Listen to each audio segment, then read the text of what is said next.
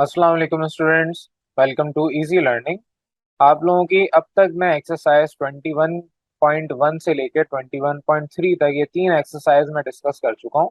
और हर एक एक्सरसाइज के अंदर आपके पास एक नया केस वहां पर हम समझ रहे थे, डिस्कस कर रहे थे। तो अब यहाँ पर जाहिर है नई एक्सरसाइज है, यहाँ पर भी नया केस होगा। इधर आपके पास फोर्थ एक्सरसाइज है, पॉइंट फोर, तो आपके पास केस नंबर भी फोर्थ है। अब फोर्थ केस में क्या फर्क है? सेकंड और फोर्थ केस बिल्कुल एक जैसे हैं, बस फर्क क्या है दोनों में? आपके पास second case for linear factor था, रिपीटेड लीनियर फैक्टर था, और यहाँ पर आपके पास जो फोर्थ केस है it is repeated quadratic factor. तो रिपीटेड क्वाड्रेटिक फैक्टर में आपके पास जो केस थ्री में जैसे क्वाड्रेटिक फैक्टर आप ओपन करते थे वैसे ही करेंगे। तो आपका ये combination of case two and case three आप इसको कह सकते हैं। और फिर आपके पास यहाँ पर अब सवाल आता है कि सॉल्व कैसे होगा, तो सोल्यूशन की तरफ चलते हैं। सोल्यूशन आपके पास यहाँ पर क्वेश्चन नंबर वन गिवन है। क्वेश्चन नंबर वन में आपको नजर आ रहा है क्वाड्रेटिक फैक्टर के ऊपर पावर टू है, यानी रिपीटेड क्वाड्रेटिक फैक्टर आ गया। पावर टू का मतलब ये फैक्टर अपने आप से दो दफा मल्टीप्लाई हो रहा है। तो यही आपका फैक्टर अगर मैं इसको ओपन करूंगा, सबसे पहले मैं क्या कर रहा हूँ, सिंप्लीफाई करने के लिए मैं इसको A upon X minus one, one minus X पहले ले रहा हूँ। और A upon one minus X पहले लेने का मकसद ये है कि आपके पास ए की वैल्यू डायरेक्ट आ जाएगी, बाकी जो बी सी डी और ई आगे आपने लेट करने हैं वो अलग है। और फिर आपको दूसरा जो फैक्टर है, अब यहाँ पर ये दो फैक्टर्स हैं। जब भी रिपीटेड फैक्टर आता है तो आपने पढ़ रखा है कि आप पहले पावर वन फिर पावर टू लेते हैं, अगर पावर थ्री होता तो एक और प्लस करके पावर थ्री वाला फैक्टर बनाते हैं। और क्वाड्रेटिक में आपने सीखा हुआ है कि आपके पास न्यूमरेटर लीनियर होना चाहिए, तो आपके पास बी एक्स प्लस सी ये न्यूमरेटर में होगा, whole divide by x square plus one. तो आपके पास क्योंकि पावर टोटल टू है तो अगला plus D x plus E whole divide by x square plus one का होल स्क्वायर। तो केस थ्री में जो आपने सीखा था कि जब भी क्वाड्रेटिक आपके पास फैक्टर होगा तो आप क्या करेंगे, ऊपर आप एक वेरिएबल लेंगे और फिर कांस्टेंट के साथ उसको ऐड करेंगे, यानी कि बी एक्स प्लस सी यहाँ पर जिस तरह ले रहे हैं। फिर आपने केस टू में सीखा था कि अगर मेरे पास कोई भी रिपीटेड फैक्टर आएगा तो आप क्या करेंगे, पहले आप पावर वन वाला सॉल्व करेंगे और उसके साथ प्लस करके डिनोमिनेटर में पावर टू को भी लेंगे। अगर थ्री होती तो अगेन प्लस करके फिर पावर थ्री वाला फैक्टर लेते। तो ये केस टू और केस थ्री का कम्बिनेशन है बेसिकली। तो A upon one minus x ये अलग हो गया, plus B x plus C whole divide by x square plus one, और फिर plus D x plus E whole divide by x square plus one का whole square. अब ये जितने भी क्वेश्चंस हैं ये सारे बहुत लेंदी हैं।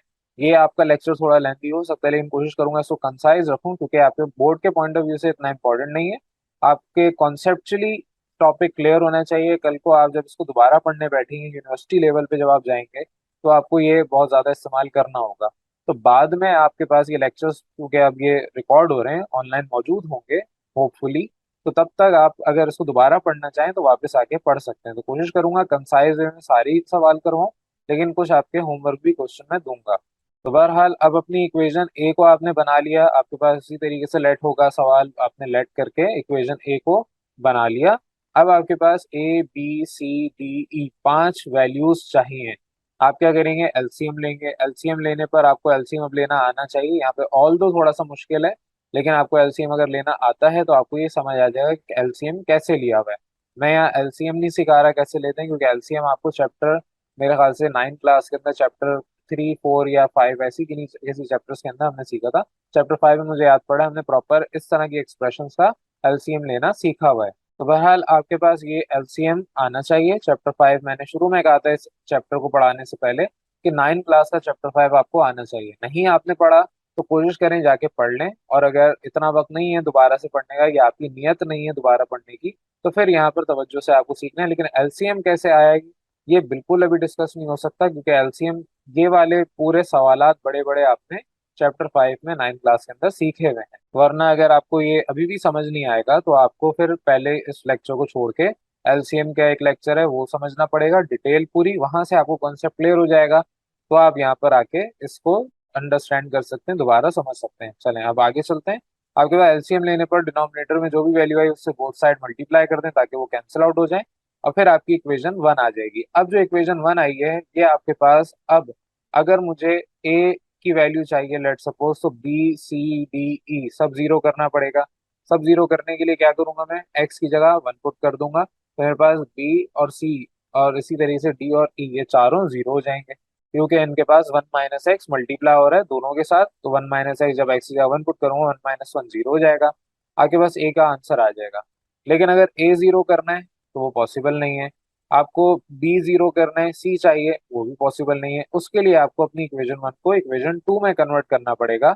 तो आपको उसी तरीके से ओपन करना है, एक्स स्क्वायर प्लस वन का होल स्क्वायर आप ए प्लस बी होल स्क्वायर से ओपन करेंगे। जो ब्रैकेट्स आपस में मल्टीप्लाई हो रही है उनको आपस में मल्टीप्लाई करेंगे। यहाँ पर पूरा सिंप्लीफिकेशन है, पूरा कैलकुलेट करके दिखाया हुआ है, सारा कुछ किया हुआ है पहले से। आपको सिर्फ इसको एक एक स्टेप को समझना है। यहाँ पर मैं आपको नहीं बताऊंगा एक्स स्क्वायर मल्टीप्लाई होगा वन माइनस एक्स से, फिर प्लस वन मल्टीप्लाई होगा वन माइनस एक्स से, आप उसको सिंप्लीफाई करेंगे। ये सारा काम आपने नाइन क्लास में डिटेल में सीखा हुआ है और सिंपल है। आपके पास यहाँ पर सारे proper step by step solution हुआ हुआ है, आप इसको आराम से बैठ के देखें, सिंप्लीफाई करें।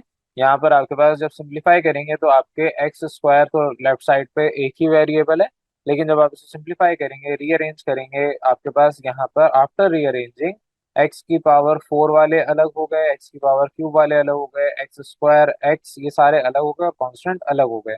ये पूरा सिंप्लीफिकेशन यहाँ पर हुआ हुआ है, आप इसको देख सकते हैं।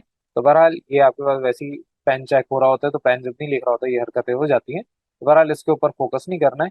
आपके पास यहाँ पर इक्वेशन वन से आपने सिंप्लीफाई करके इक्वेशन टू बना ली। अब इक्वेशन टू जब आपने बनाई है तो इक्वेशन टू के अंदर आपने अब इक्वेशन वन में पहली वैल्यू पुट कर दें ताकि आपके पास ए का आंसर आ जाए। इक्वेशन वन के अंदर x is equal to one put करें। आफ्टर सिंप्लीफिकेशन आपके पास यहाँ पर पूरा सोल्यूशन हुआ है, बी सी डी और ई ये सब जीरो हो जाएंगे, ए की वैल्यू आ जाएगी वन अपॉन फोर। अब ये जो ए की वैल्यू आपके पास वन अपॉन फोर आई है, इसके बाद बकिया वैल्यूज के लिए आपको इक्वेशन टू का इस्तेमाल करना है। इक्वेशन टू में पहले आप कंपेयर करवाएंगे कोफिशिएंट्स ऑफ एक्स की पावर फोर, क्योंकि लेफ्ट साइड में सिर्फ एक्स स्क्वायर था, बाकी सब जो एक्स फोर होगा या एक्स पावर थ्री होगा इन सब के साथ आपके कोफिशिएंट जीरो होगा। जाहिर है जीरो से मल्टीप्लाई हुआ है एक्स पावर फोर तो वो जीरो हुआ है ना, और वो आपके पास वहां मेंशन नहीं हुआ होगा। तो बहरहाल A minus B is equal to zero, तो आपके पास बी का आंसर वन अपॉन फोर आ गया। सिमिलरली एक्स क्यूब के कोफिशिएंट को कंपेयर करवाएंगे, B minus C is equal to zero, तो आपके पास C is equal to one upon four answer आ गया। ए बी सी तीनों एक जितने बराबर हैं और तीनों की वैल्यूज आ गई। अब कंपेयर करवाएं कोफिशिएंट्स ऑफ एक्स स्क्वायर, तो आपके पास क्योंकि एक्स स्क्वायर लेफ्ट साइड पे था कोफिशिएंट उसका वन है, तो यहाँ पर आपके पास after simplification A B C की वैल्यू पुट करें, डी का आंसर फाइनल आ जाएगा माइनस वन अपॉन टू। ये सारा आपके पास सिंप्लीफाई करके ये सारी आपकी कैलकुलेशन यहाँ पर यहाँ से आपने प्रॉपर देखनी है। और क्योंकि मैं यहाँ पर सारे स्टेप्स साथ साथ दिखा रहा हूँ और इतना टाइम दे रहा हूँ कि आप लेक्चर पॉज करके आराम से इसको नोट कर सकते हैं, तो आपके पास आफ्टर सिंप्लीफिकेशन डी का answer minus one upon two आ गया। और उसी के बाद आपने उसी तरीके से कोफिशिएंट ऑफ एक्स को यहाँ पर सॉल्व करना है। तो coefficient of x left side पे जीरो है, राइट साइड पे इस तरीके से आपने इसको सिंप्लीफाई किया। आफ्टर सिंप्लीफिकेशन ई की वैल्यू भी आ गई, it is equal to minus one upon two. अब ए से लेके ई तक ये पांचों वैल्यूज आपके पास आ चुकी हैं। सिंप्लीफाई करें, यानी सिंप्लीफिकेशन के लिए पुट कर दें आप अपनी इक्वेशन ए में, जहां पर भी ए बी सी और डी था वहां आप इसको सिंप्लीफाई करें, पुट करें। यहाँ पर मैं थोड़ा सा आपको समझाऊंगा, वन अपॉन फोर में ये डिवाइड होगा तो जो डिनोमिनेटर न्यूमरेटर के अंदर वैल्यू डिवाइड हो रही है वो डिनोमिनेटर में जाके मल्टीप्लाई हो जाएगी। और इसी तरीके से यहाँ पर वन अपॉन फोर दोनों के पास कॉमन है, मैंने क्या किया कॉमन ले लिया वन अपॉन फोर, तो आपके पास ब्रैकेट के अंदर एक्स प्लस वन रह गया। ये वन अपॉन फोर न्यूमरेटर में, ये फोर अभी यहाँ पर डिवाइड हो रहा है तो डिनोमिनेटर में जाके मल्टीप्लाई हो जाएगा। और सिमिलरली यहाँ पर इसके पास माइनस वन अपॉइंट टू दोनों के पास कॉमन है, तो मैंने minus one upon two common लिया, तो आपके पास पीछे एक्स प्लस वन रह गया। और फिर आपके पास ये भी टू नीचे डिनोमिनेटर में जाके मल्टीप्लाई हो जाएगा, तो ये जो टू है ये इधर आके इसके साथ मल्टीप्लाई होगा और माइनस प्लस माइनस इसमें कन्वर्ट हो गया। तो आपके पास ये सिंप्लीफिकेशन थोड़ी सी थी जो कि आपको यहाँ पे मैंने ऊपर से तो समझा दी, डिटेल नहीं समझाई। अगर आपको ये सिंप्लीफिकेशन आती है तो आप ये आराम से कर सकते हैं, और अगर आपको ये सिंप्लीफिकेशन ही नहीं आती तो मैं आपको कहूंगा कि आप इस चैप्टर को स्किप कर दें, क्योंकि ये चैप्टर फिर आपके लेवल का नहीं है। आपको इस लेवल पे आने के लिए पूरा नाइन्थ को अच्छे से दोबारा से समझना पड़ेगा, और नाइन्थ क्लास को अच्छे से नहीं भी आपने समझा तो एटलीस्ट इस चैप्टर से पहले जो दूसरे चैप्टर्स मैं आपको पढ़ा रहा हूँ वो आपको पहले अच्छे से समझने पड़ेंगे। अगर वो आपको समझ आ जाते हैं तो ये वाली सिंप्लीफिकेशन भी आपके लिए आसान है, कोई मुश्किल काम नहीं है। और ये आपके पास सिंपल सा क्वेश्चन था, क्वेश्चन नंबर वन। अब चलते हैं नेक्स्ट क्वेश्चन की तरफ, which is question number two.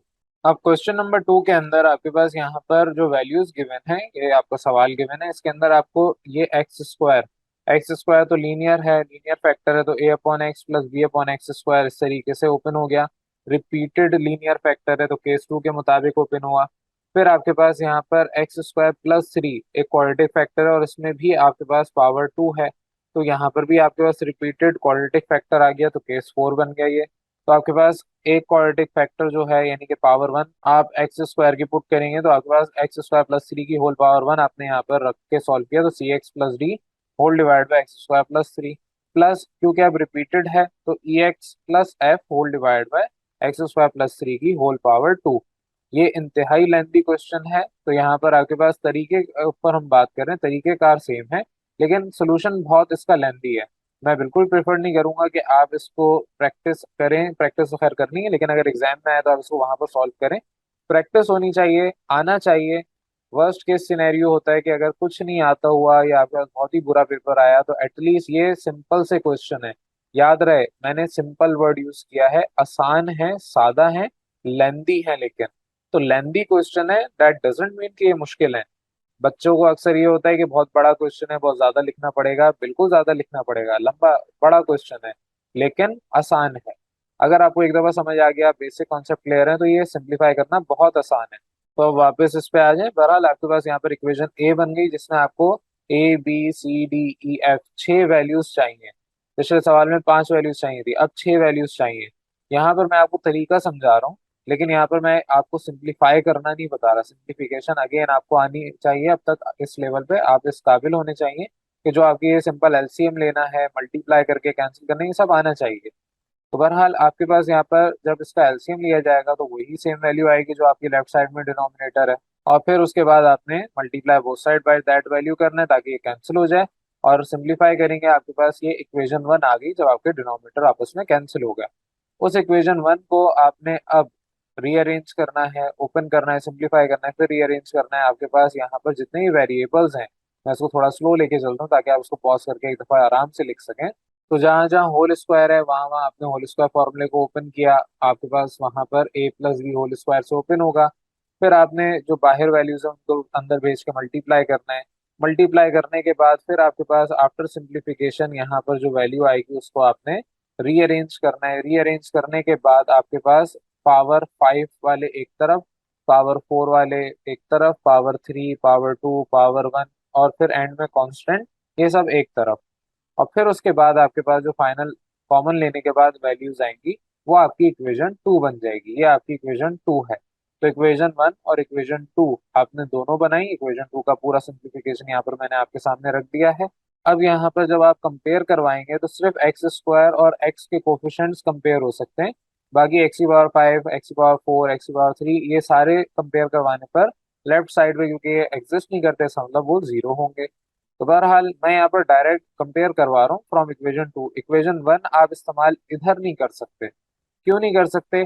कुछ भी कर लें, A B C D E F, कोई भी एक अकेला नहीं आएगा। एक्स की वैल्यू कोई भी चाहे आप लेट कर लें, तो एक्स की कोई भी वैल्यू लेट कर लें, आपके पास कोई दूसरा ये जो ए बी सी डी ये छह वैल्यूज हैं इनसे कुछ भी नहीं आएगा। तो हम क्या करेंगे, कंपेयर करवाएंगे। कंपेयर यहाँ पर आप करवाएंगे इक्वेशन टू को, तो कंपेयर करवाएंगे कोफिशिएंट्स ऑफ एक्स की पावर फाइव। तो एक्स की पावर फाइव में A plus C is equal to zero यानी A is equal to C आ गया। अब यहाँ पर मुझे वैल्यू नहीं पता, यहाँ पर ए इज इक्वल टू माइनस सी है, बस इतना पता है। तो अगेन इसको इक्वेशन ए कहते हैं, हो सकता है आगे चल के आंसर आ जाए। एक्स की पावर फोर आपके पास है, इसके कोफिशिएंट जब कंपेयर करवाएंगे B plus D is equal to zero, तो B is equal to minus D आ गया। अभी भी अगेन मुझे कुछ नहीं पता वैल्यूज का, तो आपके पास ये इक्वेशन स्मॉल ए, स्मॉल बी, स्मॉल सी और स्मॉल डी करके आप अलग अलग कर लें। फिर इक्वेशन थ्री के कोफिशिएंट से कंपेयर करवाएंगे तो आपके पास इक्वेशन सी आएगी, और एक्स स्क्वायर के कोफिशिएंट से कंपेयर करवाएंगे तो आपके पास ये आपके पास इक्वेशन डी आ जाएगी। लेकिन एक्स के साथ कंपेयर करवाएंगे तो आपके पास यहाँ पर comparison of coefficient of x nine A is equal to one value देगा। अगर आप चाहें तो इक्वेशन टू में आपको दिखा देता हूँ, यहाँ पर आपके पास nine A X is equal to, ये कंपेयर करवाने हैं एक्स के कोफिशिएंट, तो nine A is equal to X के यहाँ पर कोफिशिएंट वन है, तो nine A is equal to one. अब इससे पहले मैंने आपको कांस्टेंट कंपेयर करके नहीं दिखाया, लेकिन आप कांस्टेंट भी कंपेयर कर सकते हैं। जाहिर है दोनों तरफ आपके पास ये वैल्यू बराबर है तो कांस्टेंट के साथ कांस्टेंट ही बराबर होगा। ऐसा तो नहीं है मैं कहूँ कि टू आपके पास अगर इस साइड पे कांस्टेंट है, ये बराबर किसी वेरिएबल के साथ भी हो सकता है, ऐसा नहीं होता। तो आप कांस्टेंट भी कंपेयर करवा सकते हो। Nine B is equal to two, ये बाय कंपेयरिंग कांस्टेंट आएगा, कांस्टेंट के साथ कंपेयर करवाया, nine B is equal to two, आपके पास बी की वैल्यू भी आ गई, ए और बी का आंसर आ गया। अब क्योंकि आपने जो इक्वेशन ए बनाई थी that was A is equal to minus C, तो ए की जगह 1/9 पुट करें, आपके पास सी की वैल्यू आ जाएगी। सी आपके पास -1/9 आ गया। क्योंकि D is equal to minus D आपने वहां पर इक्वेशन बी निकाली थी, तो आपके पास ये वैल्यू पुट कर दें बी की 2/9, तो D is equal to -2/9। D की वैल्यू भी आ गई, तो आपके पास ए बी सी डी चार वैल्यूज आ गई। अब ये साइमल्टेनियस इक्वेशन सोल्यूशन है, ये आपने इक्वेशन सोल्यूशन 9th क्लास में चैप्टर नंबर 8 शायद मुझे याद पड़ा है, वहां पर सीखा था। तो आपके पास कैलकुलेशन वही है जो आपने पहले इक्वेशन को सॉल्व करना सीखा है, बस आपको लेंथी क्वेश्चन दे दिए और उसके बाद फिर आपने इसको पुट करना है। और आपके पास क्योंकि चार वैल्यूज आ चुकी हैं, आप जो जो वैल्यूज आ चुकी हैं उसको पुट कर दें। अब इक्वेशन सी से आपने जो वैल्यू निकाली उसके अंदर ए और सी की वैल्यू थी, पुट कर दें। यहाँ पर सिंप्लीफाई करने पर ई का आंसर आ जाएगा, ई का आंसर -1/3 आएगा। ये आपके पास नहीं है, ये मैंने इसको गलती से कर लिया बाद में क्योंकि मैं इसको ऊपर वाइटो लगाना भूल गया था। तो बहरहाल आपके पास ये बॉक्स इधर नहीं बनेगा, बॉक्स आपके पास यहाँ पर बनेगा क्योंकि ई की वैल्यू -1/3 आएगी। ये जल्दी जल्दी में याद नहीं रहती चीजें, तो यहाँ पर आपका बॉक्स बन गया था गलती से क्योंकि पहले ई का आंसर गलत आ रहा था और मुझे लगा वो सही है। तो बहरहाल गलतियां हो जाती हैं, आपको मैं साथ साथ बता रहा हूँ, आपने ये बॉक्स नहीं बनाना, सिंप्लीफाई जैसे किया हुआ है वैसे आपने करना है। तो ई इज इक्वल टू -1/3 ये वैल्यू आ गई। और फिर उसके बाद इक्वेशन डी से आपने वैल्यू को निकालना है, तो इक्वेशन डी से जब आप सिंप्लीफाई करेंगे तो आपके पास बी और डी ये पुट करेंगे, आपके पास एफ को सिंप्लीफाई करने के बाद एफ का आंसर आ जाएगा। तो एफ का आंसर आपके पास 1/3 आएगा। ये पूरा आपके पास वैल्यू पुट करके सिंप्लीफिकेशन यहाँ पर दिखाई हुई है, तो आपके पास सिंप्लीफाई करने पर एफ की वैल्यू आ गई विच इज 1/3।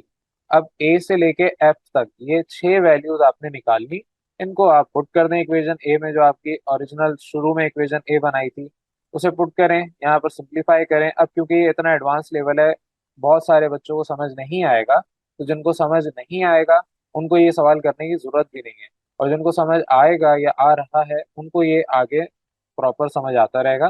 तो बहरहाल ये आपके पास इक्वेशन ए में पुट करने के बाद आफ्टर सिंप्लीफिकेशन फाइनल आंसर इस तरीके से आएगा। और आफ्टर सिंप्लीफिकेशन जब आप इसको सॉल्व कर लेंगे फाइनल आंसर आपके पास आ गया, और इस तरीके से आप पार्शियल फ्रैक्शन में कन्वर्ट करेंगे, सारी यहाँ पर स्टेप्स हुए हैं प्रॉपर डिटेल में, ये आपके पास फाइनल आंसर इस तरीके से आएगा। अब ये आपने कर लिया, इसके बाद नेक्स्ट क्वेश्चन वो भी इसी तरीके से क्वेश्चन नंबर 3। तो यहाँ तक आप पहले नोट करें, फिर क्वेश्चन नंबर 3 पे आ रहे हैं। चलें अब क्वेश्चन नंबर 3 पे देखते हैं। क्वेश्चन नंबर 3 में आपके पास तरीकेकार वही है, अब यहाँ पर जितने भी आगे क्वेश्चंस हैं होंगे एक ही तरीके से, बस आपके पास सिंप्लीफिकेशन यानी वैल्यूज डिफरेंट होंगी, मेथड सारा एक ही है। और क्योंकि लेंदी क्वेश्चंस हैं और इतने इंपॉर्टेंट भी नहीं है बोर्ड के पॉइंट ऑफ व्यू से, अगर आपको बाद में इसको सीखना होगा तो कॉन्सेप्ट यहाँ पर जो मैं दे रहा हूँ वही कॉन्सेप्ट आपके जो शुरू के दो सवाल में दिए आगे भी वही रहेंगे। तो अब थोड़ा स्पीड में लेके चलते हैं। आपके पास यहाँ पर जो सवाल गिवन है उसके अंदर डिनोमिनेटर की वैल्यू है उसमें आपके पास 1 + x, तो ये लीनियर फैक्टर है, a/1 + x हो गया। और 1 + x² की पावर 2 है, होल पावर स्क्वायर है, तो आपके पास bx + c whole divide by 1 + x² और plus dx + e whole divide by 1 + x² का होल स्क्वायर। ये आपको अब तक समझ आ जाना चाहिए किस तरीके से आप ब्रेक कर रहे हैं अपने फ्रैक्शन को, किस तरीके से आप इनको ओपन कर रहे हैं। तो आपने यहाँ पर इक्वेशन ए का नाम दे दिया इसको, फिर आप एलसीएम लेंगे, एलसीएम लेने के बाद जो डिनोमिनेटर में वैल्यू आएगी वो दोनों तरफ सेम होगी, आपने उसको मल्टीप्लाई कर देना उस वैल्यू से, बोथ साइड वो कैंसिल आउट होने के बाद आपकी जो equation I that is now equation 1। फिर उसके बाद आप अपनी इक्वेशन 1 को सिंप्लीफाई करेंगे, आफ्टर सिंप्लीफिकेशन आपने उसमें जो भी स्क्वायर है ओपन किया, फिर आपने उसमें मल्टीप्लीकेशन की, रीअरेंज किया, जो एक जैसी वैल्यूज हैं एक जैसे वेरिएबल हैं उनको एक तरफ लिखा, और आफ्टर रीअरेंजिंग आपके पास इक्वेशन 2 आ जाएगी जिसमें आपके पास x⁴, x⁴, x⁴, x⁴1 ये सारे अलग अलग हो गए, और जो कांस्टेंट है वो अलग आपने कर लिए, रीअरेंज किया और आपने इनको तरतीब दे दी। After doing all this simplification आपके पास इक्वेशन 1 यहाँ पर ये मौजूद है। इक्वेशन 1 के बाद आपने उसी से इक्वेशन 2 बनाई। अब आपके पास लेफ्ट साइड में सिर्फ x² है, तो अब इसकी x² की वैल्यू तो आपकी इक्वेशन 2 के अंदर जब कंपेयर करवाएंगे तो वो 1 होगी, बाकी सब 0 होगा। लेकिन x जो आपके पास पुट करना है वो x इक्वल टू -1 पुट करना है इक्वेशन 1 में, ताकि आपके पास जो a है वो आ जाए, बाकी सब 0 हो जाए। तो इक्वेशन 1 में जब x इक्वल टू -1 पुट करेंगे आपके पास ये सारा सिंप्लीफाई हुआ है। आफ्टर सिंप्लीफिकेशन आपके पास a की वैल्यू आएगी 1/4। तो आपने यहाँ पर x की जगह -1 पुट किया, जहाँ जहाँ x है वहाँ -1 पुट करें, सिंप्लीफाई करें, आपकी जो वैल्यू 0 हो रही है यानी कैंसिल हो रही है वो 0 हो जाएंगी। एंड आफ्टर दैट आपके पास फाइनल आंसर आएगा a इज इक्वल टू 1/4। अब यहाँ पर आपने इक्वेशन 2 से कंपैरिजन करना है, कंपेयरिंग कोफिशिएंट ऑफ, पहले एक्स की पावर 4 कर लें। तो एक्स की पावर 4 के कोफिशिएंट ए प्लस बी थे और लेफ्ट साइड पे तो कुछ नहीं था यानी जीरो के बराबर। तो B is equal to minus A यानी B is equal to minus one upon four, ये वैल्यू आ गई। ए और बी आ गए। अब एक्स क्यूब के कोफिशिएंट्स कंपेयर करवाएं तो आपके पास उसी तरीके से सी के आंसर आ जाएंगे। सी की वैल्यू वन अपॉन फोर आ गई। तो वन अपॉन फोर आपके पास सी का आंसर आ गया। ए बी सी ये तीनों आ गए। आप कंपेयर करवाएं कोफिशिएंट्स ऑफ एक्स स्क्वायर, तो लेफ्ट साइड पे क्योंकि एक्स स्क्वायर था उसके आपके कोफिशिएंट वन होगा। तो आपने इसको कंपेयर करवाया, सिंप्लीफाई करेंगे वैल्यूज पुट करके। आफ्टर रीअरेंजिंग एंड सिंप्लीफिकेशन आपके पास d is equal to one minus one upon two, और फिर आप एलसीएम लेके उसको सिंप्लीफाई करेंगे, आपके d का आंसर वन अपॉइंट टू आएगा। a b c और d ये चारों वैल्यूज आ गई। आपकी लास्ट वैल्यू चाहिए e।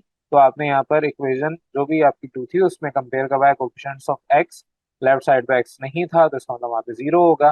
And after simplification e की वैल्यू आ जाएगी माइनस वन अपॉइंट टू। तो आपके यहाँ पर अब ये जो वैल्यूज आ गई हैं इनको आपने सिंप्लीफाई किया। ज़ाहिर है ये जो सेम वैल्यूज हैं ये तो आपस में कैंसिल आउट हो जाएंगी, या आप इसको सिंप्लीफाई कर रहे हैं तो वैसे भी ये जीरो हो जाएगा। तो बहरहाल आपके पास ई की वैल्यू भी आ गई। अब ए से लेके ई तक ये सारी वैल्यूज हैं, इन सबको पुट कर दें इक्वेशन ए में। तो इक्वेशन ए में जब आप पुट करेंगे ए बी सी डी ई सबकी जगह अपनी अपनी वैल्यूज पुट करें। इन दोनों से मैं अगर वन अपॉन फोर कॉमन ले लूँ माइनस का, तो minus one upon four common लेने पर यहाँ जो प्लस है अब ये माइनस में कन्वर्ट हो जाएगा। अब ये बेसिक जबरदस्ती कॉमन लेना आपको आना चाहिए क्योंकि ये सिखाया हुआ है। और जो आपके पास ये फोर है यहाँ पर डिनोमिनेटर में जाके मल्टीप्लाई हो जाएगा, न्यूमरेटर में डिवाइड हो रहा है। तो बहरहाल आपके पास ये नीचे जाके फोर मल्टीप्लाई होगा। सिमिलरली यहाँ पर आपके पास वन अपॉइंट टू कॉमन है, वन अपॉइंट टू कॉमन ले लें। आपके सिंप्लीफाई करने पर ये वैल्यू कुछ इस तरीके से फाइनल आएगी। तो ये after simplification and rearranging final answer आपके पास ये आ गया। और इस तरीके से आपके पास यहाँ पर ये क्वेश्चन नंबर थ्री भी कंप्लीट हो जाता है। तो क्वेश्चन नंबर थ्री के बाद अब क्वेश्चन नंबर फोर है। क्वेश्चन नंबर फोर के बाद फिर फाइव लास्ट क्वेश्चन होगा, तो इसको भी उसी तरीके से स्पीड में लेके चल रहा हूँ। आपने क्या किया, जो आपके पास वैल्यू है सवाल की उसको आपने ओपन किया। A upon X plus one plus B x plus C upon two plus X square plus D x plus E upon two plus X square का होल स्क्वायर आपने ये ओपन कर लिया। आप इसको इक्वेशन ए बना दें, लेट कर लें, वही पैटर्न जो हर सवाल में आपका चलता आ रहा है। और फिर उसके बाद आपने एलसीएम लेना है। एलसीएम लेने के बाद आपने जो भी वैल्यू आई उसको मल्टीप्लाई करवाना है बोथ साइड। आपकी वो वैल्यू कैंसिल आउट हो जाएगी और जो इक्वेशन रिमेनिंग आएगी वो आपकी इक्वेशन वन हो जाएगी। अब इक्वेशन वन से आपने इक्वेशन टू बनानी है। इक्वेशन टू कैसे आएगी, आपके होल स्क्वायर जहाँ पे फॉर्मूला है वो ओपन करें, जो ब्रैकेट्स आपस में मल्टीप्लाई हो रही है उनको मल्टीप्लाई करें, सिंप्लीफाई करें, फिर आप उनको रीअरेंज करें। एक्स की पावर फोर एक तरफ, फिर एक्स क्यूब एक तरफ, एक्स स्क्वायर, एक्स की पावर वन और सिंपल जो कांस्टेंट है वो एक तरफ। और फिर कॉमन ले लें। कॉमन लेने पर आपके पास एक्स की पावर फोर, एक्स की पावर थ्री, एक्स की पावर टू, एक्स की पावर वन और कांस्टेंट सब ब्रैकेट में इनक्लोज हो गए। तो जो कोफिशिएंट्स हैं, अब लेफ्ट साइड पे कोई कोफिशिएंट नहीं है। कोफिशिएंट क्या होता है, कोई भी वेरिएबल के साथ नंबर। लेफ्ट साइड पे सिर्फ आपके पास एक नंबर कांस्टेंट है। तो जितने भी आप कोफिशिएंट्स कंपेयर करवाएंगे वो सब जीरो आएगा क्योंकि लेफ्ट साइड पे कोई कोफिशिएंट ही नहीं है। तो बहरहाल आपके पास इक्वेशन वन के अंदर अगर मैं कुछ देखूं, ए मुझे चाहिए, तो मैं ऐसा कोई नंबर ही नहीं है जो पुट करूं कि मेरे पास बाकी सारे जीरो हो जाएं। लेकिन ए अगर चाहिए, बी और सी तो जीरो हो जाएंगे। अगर मैं एक्स की जगह माइनस वन पुट कर दूं, बी और सी, डी और ई ये आपके चारों कैंसिल हो गए, ए की वैल्यू आ जाएगी। लेकिन इसके अलावा बी सी डी और ई कोई ऐसा नंबर नहीं है जो मैं पुट करूं और आपके पास ए जीरो हो जाए और बाकी सारे जीरो हो जाए और बी आंसर आ जाए, या सी आंसर आ जाए, या डी या ई कोई एक आंसर आ जाए। तो उसके लिए आप इक्वेशन टू का इस्तेमाल करेंगे। इक्वेशन वन में पहले आप पुट कर दें x is equal to minus one ताकि आपके पास ए का आंसर आ जाए। तो आपने इक्वेशन वन में पुट किया X is equal to minus one, simplify करें। After simplification A is equal to seven upon nine ये वैल्यू आ जाएगी। तो ए का आंसर आ गया which is seven upon nine. अब यहाँ पर आपके पास जो इक्वेशन टू है उसकी मदद से आपने कंपेयर करवाने कोफिशिएंट्स को। तो कोफिशिएंट्स ऑफ एक्स की पावर फोर कंपेयर करवाएं। A plus B is equal to zero यानी B is equal to minus seven upon nine, B का आंसर आ गया। कंपेयर करवाएं coefficient of X cube, B plus C is equal to zero, C का answer आ जाएगा which is seven upon nine. तो आपके पास ए बी सी ये तीन वैल्यूज आ गई। एक्स स्क्वायर के कोफिशिएंट्स के साथ कंपेयर करवाएं। आपके पास ये पूरी एक्सप्रेशन है, इक्वेशन है, सिंप्लीफाई करें, वैल्यूज जो ए बी सी की निकाली है पुट करें।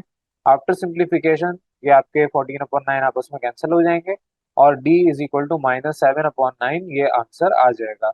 एंड देन फिर आप एक्स के कोफिशिएंट को कंपेयर करवाएंगे। तो एक्स के कोफिशिएंट ये इक्वेशन है, आप वैल्यूज पुट कर दें, बी सी डी ये वैल्यूज निकाल चुके हैं। ई का आंसर आपके पास फाइनल आ जाएगा। तो आप इसको वैल्यूज को पुट करें, सिंप्लीफाई करें, E is equal to seven upon nine. ये सारी वैल्यूज आ गई ए से लेके ई तक, इनको पुट कर दें इक्वेशन ए में। तो इक्वेशन ए में जहाँ पे भी ए बी सी डी ई आपने पुट करना था वहाँ पुट करें, सिंप्लीफाई करें। यहाँ पे पूरी सिंप्लीफिकेशन हुई हुई है। आफ्टर सिंप्लीफिकेशन जिस तरह पीछे कॉमन लिया उसी तरीके से आपके पास फाइनल यहाँ पर क्वेश्चन नंबर 4 का आंसर आ जाएगा।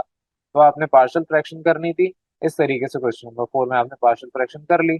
इसी तरीके से जैसे ये पार्ट हुआ वैसे ही नेक्स्ट पार्ट क्वेश्चन नंबर 5 का होगा। क्वेश्चन नंबर 5 में आपके पास यहाँ पर जो क्वेश्चन गिवन है इसके अंदर भी वैसे ही सारा सोल्यूशन होना है जैसे इससे पहले करना है। तो यहाँ पर आपके पास तरीकेकार वही है, आपके पास यहाँ पे क्वेश्चन गिवन है। क्वेश्चन में यहाँ पर आपको जब लेट करेंगे तो A upon X minus two plus B x plus C upon three plus X square plus D x plus E whole divide by three plus X square का whole square. ये equation A आपकी आ गई। इस equation ए के आपने फिर LCM लेना है। एलसीएम लेने के बाद फिर आप उस जो भी वैल्यू डिनोमिनेटर में आ रही है उससे मल्टीप्लाई करेंगे ऑन बोथ साइड्स, और फिर आपकी वैल्यू जो कैंसिल आउट हो जाएंगी उसके बाद रिमेनिंग वैल्यूज, ये इक्वेशन वन आ जाएगी। इक्वेशन वन आपके पास आ गई। इस इक्वेशन वन को आपने उसी तरीके से ओपन करना है जैसे अब तक करते आ रहे हैं। तो जहाँ भी स्क्वायर है फॉर्मूला होल स्क्वायर का वो अप्लाई करें, ब्रैकेट्स आपस में मल्टीप्लाई करें, फिर वैल्यूज को आपने सिंप्लीफाई करके रीअरेंज करना है, रीअरेंज करें। आफ्टर रीअरेंजिंग आपके पास ये फाइनल जो एक्स की पावर 4 है, x cube, x square, x की पावर 1, सब अलग अलग हो जाएगा। कॉमन लें, आपके पास इक्वेशन 2 आ जाएगी। ये इक्वेशन 2 आपके पास आ गई। तो इक्वेशन 1 जो आपके पास ये गिवन है, इक्वेशन 1 से आपने सिंप्लीफाई करके इक्वेशन 2 बनाई। इक्वेशन 2 आपके पास ये गिवन है। तो इक्वेशन 2 आपने जब बना ली है तो अब यहाँ पर आपके पास अगेन सिर्फ कांस्टेंट है लेफ्ट साइड पे, कोफिशिएंट कोई नहीं है, यानी कि सारे कोफिशिएंट की वैल्यू जीरो होगी। तो अब यहाँ पर आप इक्वेशन 1 के अंदर वैल्यू पुट करेंगे x is equal to two, ताकि ए का आंसर आए बाकी सब जीरो हो जाए। वही काम आपने यहाँ किया है। इक्वेशन 1 में x is equal to two put किया, जहाँ पे भी एक्स है वहाँ टू पुट करें। आपके पास बी सी डी और ई ये कैंसिल हो जाएंगे यानी जीरो हो जाएंगे सारे, और आपके पास ए की वैल्यू आ जाएगी which is equal to one. A का आंसर आ गया। अब इक्वेशन 2 की मदद से आप सिंप्लीफाई करेंगे कंपेयर करवा के कोफिशिएंट्स ऑफ एक्स स्क्वायर। तो कोफिशिएंट ऑफ एक्स स्क्वायर को आपने यहाँ पर लेना है, कंपेयर करवाया, आपके पास A plus B is equal to zero value आई, B is equal to minus one answer आ गया। अब यहाँ पर B is equal to minus one आ गया, ए की वैल्यू भी आपके पास वन आ गई, बी और ए दोनों आ गए। कोफिशिएंट कंपेयर करवाएं एक्स क्यूब के, तो आपके पास सिंप्लीफाई करने पर minus two B plus C is equal to zero, यानी C is equal to minus two, ये आंसर आ जाएगा। फिर आप एक्स स्क्वायर के कोफिशिएंट कंपेयर करवाएंगे, ये इक्वेशन है, सिंप्लीफाई करें, वैल्यूज जो आप निकाल चुके हैं वो पुट करें, D is equal to minus seven value आ गई। और उसी तरीके से आप एक्स के कोफिशिएंट कंपेयर करवाएं, वैल्यू सारी पुट करें, E is equal to minus fourteen answer आएगा। तो अब यहाँ पर आपके पास सारी वैल्यूज आ चुकी हैं ए से लेके ई तक। इन सबको पुट कर दें इक्वेशन ए में। जब आप पुट करेंगे तो यहाँ पर आप इसमें सिंप्लीफाई करें, जो चीज़ें कॉमन लेनी है वो कॉमन लें, मल्टीप्लाई करें, प्लस माइनस माइनस होगा। तो यहाँ पर आपके आफ्टर सिंप्लीफिकेशन ये फाइनल आंसर, ये फाइनल एक्सप्रेशन आएगी पार्शियल फ्रैक्शन में कन्वर्ट करके। और ये आपके पास अब फाइनल क्वेश्चन था इस पूरी एक्सरसाइज का। यहाँ तक जितना भी काम मैंने आपको करवाया, मैंने आपको ये एक्सरसाइज बहुत स्पीड में पढ़ाई है, क्योंकि ये मैट्रिक लेवल का टॉपिक है ही नहीं। एज अ टीचर मैं कभी भी इस टॉपिक को नहीं पढ़ाना प्रेफर करूंगा, क्योंकि मैट्रिक लेवल में ये स्टूडेंट्स को समझ आ ही नहीं सकता। इवन जो आपके पास इस साल इस वक्त सेकेंड ईयर में सिलेबस के अंदर ये पार्शियल फ्रैक्शन का टॉपिक मौजूद है, वहां पर भी ये टॉपिक इतना इंपॉर्टेंट नहीं है बोर्ड के पॉइंट ऑफ व्यू से, लेकिन आगे यूनिवर्सिटी में क्योंकि इसकी जरूरत होती है तो वहां पर बच्चे परेशान हो जाते हैं। अब मुझे नहीं पता अगले सालों में जब सिलेबस अगर सेकेंड ईयर का चेंज होता है उसमें ये टॉपिक रहता है या नहीं। तो मैंने यहाँ पर डिटेल में आप लोगों को पढ़ा तो दिया है, लेकिन आप लोगों को अगर आगे ये अभी अगर बोर्ड के पॉइंट ऑफ व्यू से इंपॉर्टेंट हो या ना हो इसके ऊपर बात नहीं कर रहे, लेकिन आगे कभी भी जिंदगी में आपको ये टॉपिक दोबारा पढ़ना पड़ा तो उसके लिए मैंने आपको ये पूरा सिखा दिया है। ये जो लास्ट एक्सरसाइज 21.4 है इसको मैंने इतना स्पीड में पढ़ाया है कि अगर किसी को मैट्रिक लेवल पे इसको सीखना हो तो वो मुश्किल से सीखेगा। अगर उसको नाइन पूरी अच्छे से आती है, बाकी इस चैप्टर के अलावा बाकी तमाम चैप्टर्स अच्छे से आते हैं, फिर तो आपके लिए बहुत आसान है, समझ आ जाएगा। लेकिन अगर नहीं समझ आ रहा तो परेशान होने की जरूरत नहीं है। ये आपको मैं वैसे प्रेफर ही नहीं करूंगा पढ़ाना, तो इसको आप छोड़ भी सकते हैं इस टॉपिक को। और ना ही ये एक्सरसाइज स्पेसिफिकली इंपॉर्टेंट मुझे लगती है बोर्ड के पॉइंट ऑफ व्यू से। तो अगर आ गई तो आपकी किस्मत है, लेकिन वैसे इतने चांसेस के नहीं है। बाकी और भी बहुत सारे अहम सवालात मौजूद हैं आपकी किताब में। तो ये आपकी एक्सरसाइज थोड़ी स्पीड में पढ़ाई है, सोल्यूशन आपके पास सामने सारा है। कल को ऑन फ्यूचर जब आप अगली क्लासेस में जाएंगे और वहां पर आपको ये पढ़ना पड़ा, तो एटलीस्ट आप पीछे आके अब जब समझेंगे तो आपको बहुत आराम से समझ आएगा। इतना भी स्पीड में नहीं पढ़ाया, ना ही मैंने स्टेप मिस किए, सारी चीजें प्रॉपर डिटेल में। तो बहरहाल यहाँ तक जो भी पढ़ाया, उम्मीद है बहुत सारों को ये चीजें क्लियर होंगी। और जो चंद 10 या 20% बच्चे जिनको ये टॉपिक क्लियर नहीं है, क्योंकि मैंने ये बातें जो की हैं वो 10-20% बच्चे एग्जिस्ट करते हैं ऐसे, वरना बाकी मैं तो अज्यूम करूंगा कि आपके पास 2 to 3% ऐसे होते हैं हर सब्जेक्ट में, हर चैप्टर में उनको मसला होता है। लेकिन यहाँ पर आपका रेशो ज्यादा हो सकता है, मैक्सिमम 20%। तो वो 10 से 20% के लिए मैं कहता हूँ कि आप इसको स्किप कर सकते हैं, इतना कोई जरूरी नहीं। बहरहाल यहाँ तक जितना भी मैंने आपको पढ़ाया उसके सोल्यूशन सारे आपके पास सामने आ चुके हैं। पूरा टॉपिक मैंने आपको समझा दिया है। उम्मीद है क्लियर होगा, नहीं क्लियर तो आप उसको पूछ सकते हैं। Thank you for watching.